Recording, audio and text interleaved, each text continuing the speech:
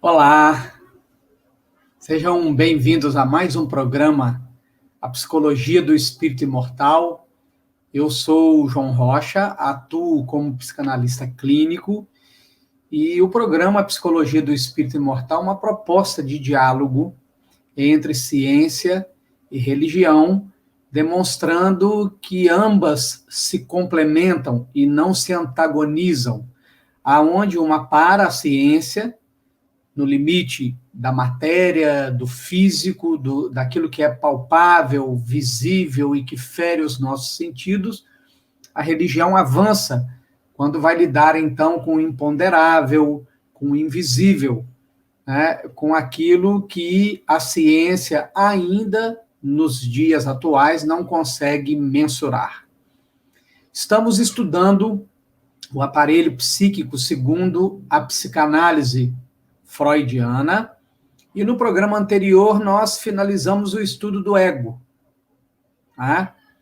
Então, podemos fazer aprendizados importantes sobre o ego, especialmente aqueles que nos falam que ele é regido pelo princípio da realidade, né, e que ele é a instância no nosso aparelho psíquico que vai interagir com as coisas do lado de fora, além, obviamente, das demandas internas, né? Ele é um mediador.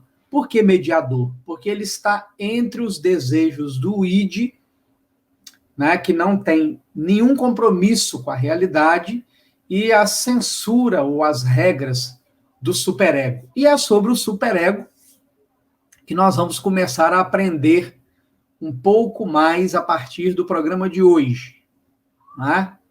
Então, sem mais delongas, vamos ao superego.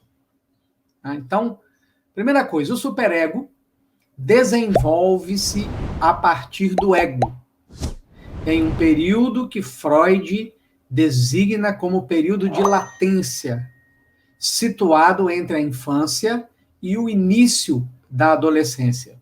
Nesse período, forma-se a nossa personalidade moral e social.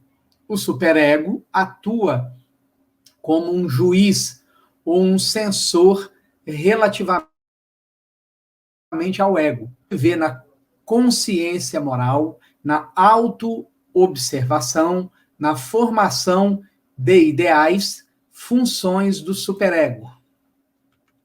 Num primeiro momento, o superego é representado pela autoridade parental, que molda o desenvolvimento infantil, alternando as provas de amor com as punições geradoras de angústia. Num segundo tempo, quando a criança renuncia à satisfação edipiana, as proibições externas são internalizadas. Esse é o momento em que o superego vem substituir a instância parental por intermédio de uma identificação da criança com os pais. Freud salientou que o superego não se constrói segundo o modelo dos pais, mas segundo o que é constituído pelo superego deles. O superego estabelece a censura dos impulsos que a sociedade e a cultura proíbem ao id, impedindo o indivíduo de satisfazer plenamente seus instintos e desejos. É o órgão psíquico da repressão, particularmente a repressão sexual. Então, retornemos aqui ao primeiro slide, né, para começarmos, então, a fazer um entendimento mais amplo, mais detalhado, mais profundo do superego. Né? Então, muito bem. A primeira coisa que nós vamos entender aqui é o superego desenvolve-se a partir do ego. Muito bem. Então, vamos recapitular. Segundo a psicanálise freudiana, quando nós nascemos, nós não temos nem ego nem superego. Em nós só existe o id, só existe instinto, só existe desejo, só existe impulso. E não fica difícil de compreendermos isso quando, por exemplo, nós já falamos, exemplificamos quando falamos do ID, é aniversário da criança, né? E a criança está esperando ganhar um brinquedo, e quando ela abre o seu presente, tem roupa, tem meia, alguma outra coisa que não seja brinquedo. Ela prontamente expressa com toda a liberdade, sem nenhuma preocupação de agradar a quem quer que seja, a sua frustração. É por este motivo também que a criança, quando quer algo, por exemplo, no mercado, em público, né, e que não lhe é facultado acesso àquilo que ela quer e, portanto, não há satisfação do seu desejo, ela faz a pirraça, que é uma expressão de frustração em público, sem se importar com o que vão pensar dela. Uma criança de 4 anos de idade não é alguém que tem consciência da sua importância pessoal. Quem é João Rocha aos 4 anos de idade? Né? Que consciência João Rocha tem aos 4 anos de idade? Que importância ele dá aos 4 anos de idade ao sobrenome familiar? Né? Que importância, que consciência ele tem se a sua casa está num bairro pobre, ou de classe média, ou de classe alta? Nenhuma. Né? E aí está a importância do complexo edipiano, que Freud vai dizer que ocorre por volta dos 5 anos de idade, que é aquele movimento em que a criança aproxima-se do genitor do sexo oposto, ele quer acesso a esse genitor do sexo oposto e ele quer assumir o papel do genitor do mesmo sexo. Logo, nós estamos falando daquele movimento visível em que a menina se aproxima do pai e vê na mãe uma adversária.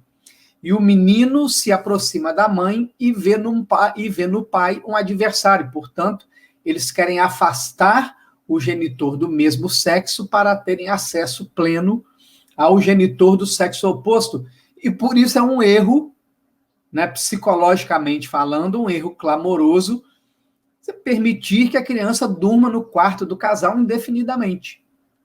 Né?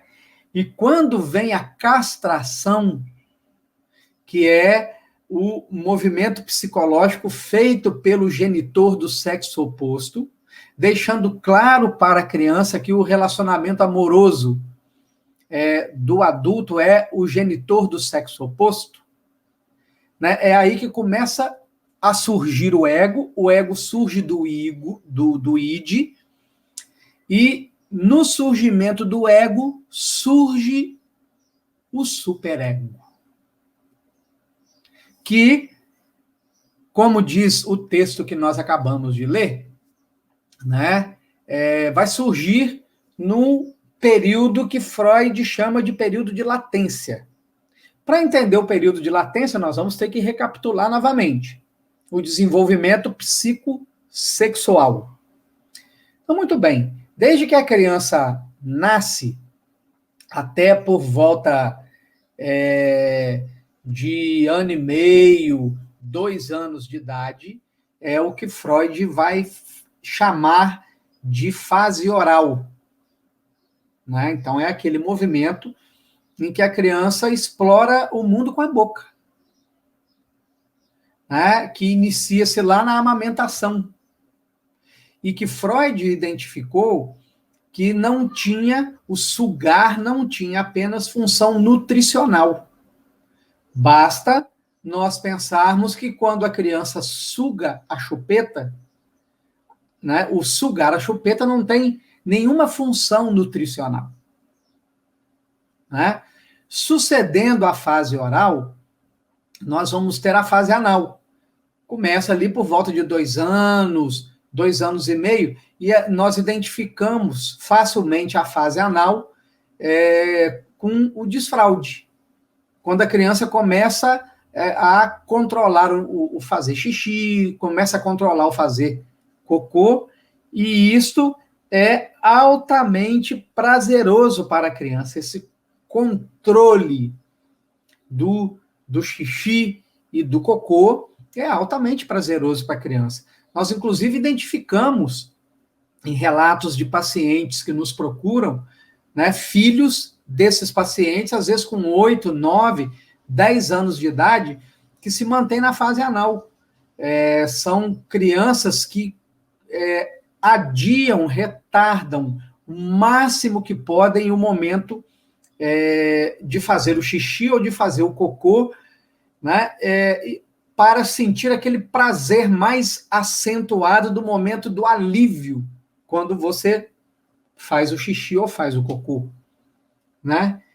E ali por volta de 4 anos, vem a fase fálica, 3 anos e meio, 4 anos é quando a criança descobre a genitália, e ela começa a manipular a genitália, e Freud vai dizer que isso é uma verdadeira masturbação.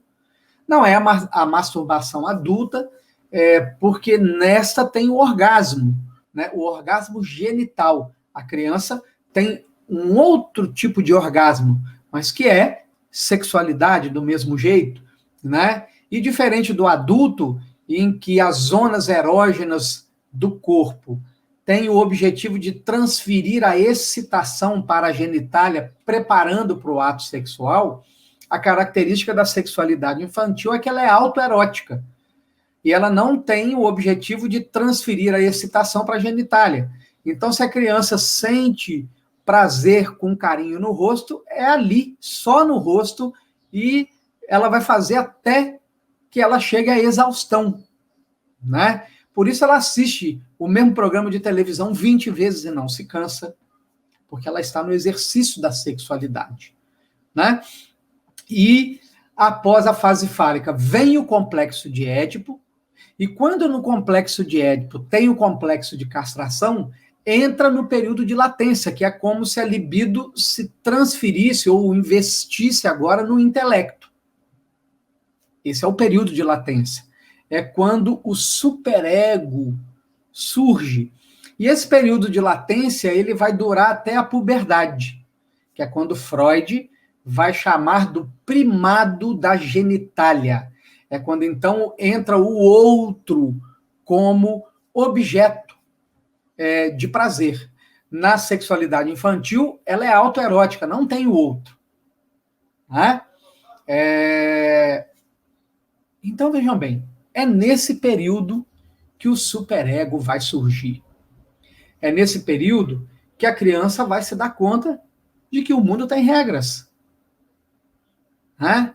É nesse período que ela começa a compreender que nem tudo que ela deseja vai acontecer, vai se realizar.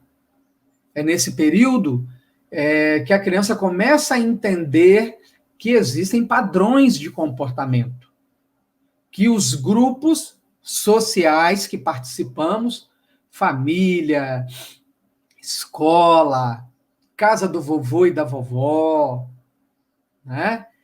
Vai brincar com um coleguinha novo, tudo tem regras. E que essas regras precisam ser respeitadas para que ela possa ser acolhida naquele grupo, para que ela possa permanecer no grupo, né? E aí veja, né, ó, nesse período é que vai se formar a nossa personalidade moral e social. E aí, vejam, meus amigos e amigas, nesse período forma-se nossa personalidade moral e social. Olha a importância do papel parental, do papel do pai, da mãe, dos tios, dos avós, na formação desse superego. E claro que quando nós falamos disso, nós já compreendemos que os superegos não são iguais a todos. Eles demandam da condição sociocultural, moral, aonde a criança cresce.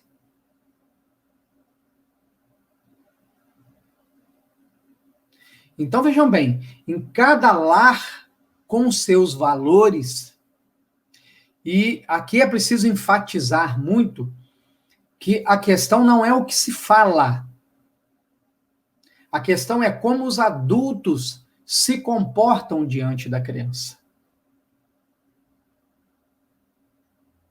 Né? E aí, como nós estudamos ali na frente, e quando chegar lá nós vamos falar mais amplamente, né? É do superego dos pais que se forma o superego das crianças, ou, conforme Freud fala na psicanálise, né? A introjeção do superego na estrutura da psique da criança. Então, pais, mães, tios, tias, avós, professores. Muito, muito, muito, muito cuidado com a maneira como se comportam na presença dos pequeninos. Eles estão ali absorvendo, eles estão aprendendo. Né? É daí que muitas vezes se implantarão as chamadas crenças limitantes. E vejam o problema. Cada geração vive dentro de um contexto cultural. O que valia para a geração anterior, necessariamente não vai valer para a próxima geração. Porque a nossa sociedade está num movimento constante de progresso. Não é? Então, dentro dessa visão, imaginem o choque, o conflito de gerações entre avós e netos. Os valores com que os avós cresceram, formaram a sua personalidade moral e social, né? Para os netos, é muito grande.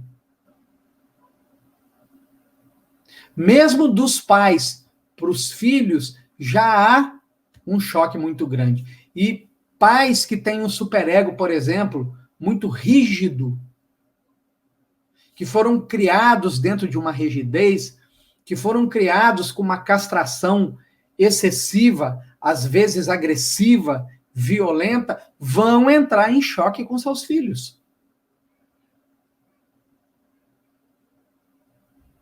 Pais com superego fóbicos. E aí, as variadas manifestações de preconceito vão entrar em conflito com seus filhos, que estão crescendo dentro de uma geração, dentro de uma cultura mais livre. Né? E vejam, o superego atua como um juiz ou um censor relativamente ao ego.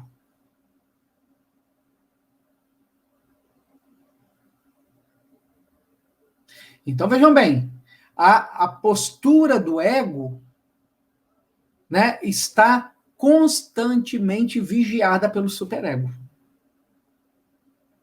Os pensamentos que passam na consciência do ego estão em constante vigilância, censura pelo superego. Desejos, sensações, sentimentos, emoções estão sob constante censura do superego.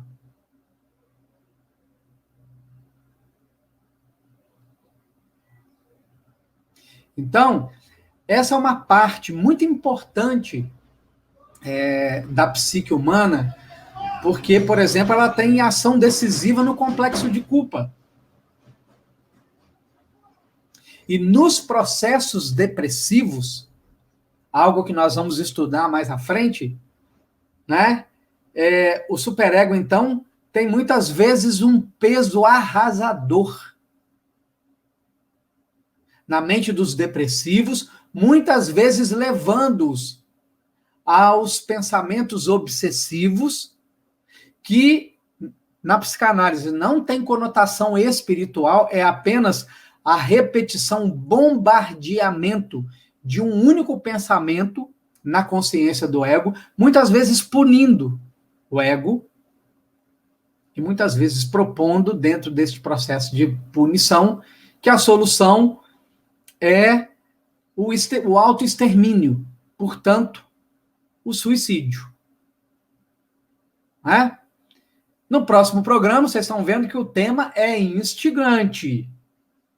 Muito interessante. Né? No próximo programa, continuaremos estudando mais sobre o superego. Não esqueçam de se inscrever no canal do amigo Rossano Sobrinho, marca lá o sininho para receber as notificações de novos vídeos.